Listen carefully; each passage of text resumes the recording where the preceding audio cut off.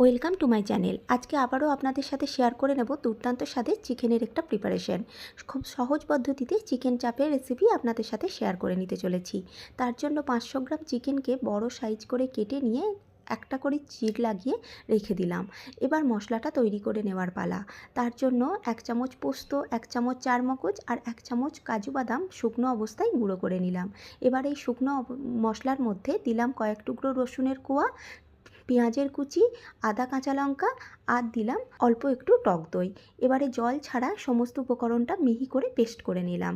এবার এই মিশ্রণটা মাংসের ওপর দিয়ে দিলাম।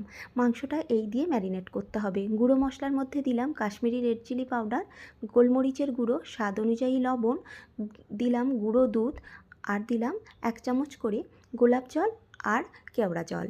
সমস্ত কিছু আমি মশলাপাতি 1 চামচ করেই ব্যবহার করেছি। এর সাথে দিলাম বিরিয়ানি মশলা আর দিলাম শাহি গরম মশলা। এরপর দিলাম 2 চামচ ছাতু আর অল্প একটু রিফাইন্ড অয়েল। তেল দেওয়ার কারণে মাংসটা ভীষণ সফট আর জুসি তৈরি হয়। এবারে সমস্ত কিছুকে মিশিয়ে নিয়ে 8 ঘন্টার মতন ফ্রিজেতে আমি রেখে দিয়েছিলাম। 8 ঘন্টা পর ফ্রিজ থেকে বের করে নর্মাল টেম্পারেচারে এলে রান্নাটা শুরু করব। তার জন্য কড়াতে সাদা তেল আর ঘি দিয়ে মশলা থেকে তুলে নিয়ে মাংসটাকে এপাশ ওপাশ করে প্রথমে ভালো করে ভেজে নিতে হবে। এটা খুব স্লো কুকিং প্রসেস, ঢাকা চাপা দিয়ে ঘন্টাখানেক মতো রান্না করতে লাগে। মশলাটা দিয়েও এই একইভাবে কষে নিতে হবে। এপাশ ওপাশ করে কষা হলেই দেখবেন সুন্দর কালার চলে এসেছে। একদম শেষে একটু আরও ভালো কালারের জন্য যোগ করলাম দুধে গোলা কেশরি রং। এবার তৈরি হয়ে গেল দুর্দান্ত স্বাদের চিকেন চাপের রেসিপি। কেমন জানাতে ভুলবেন না।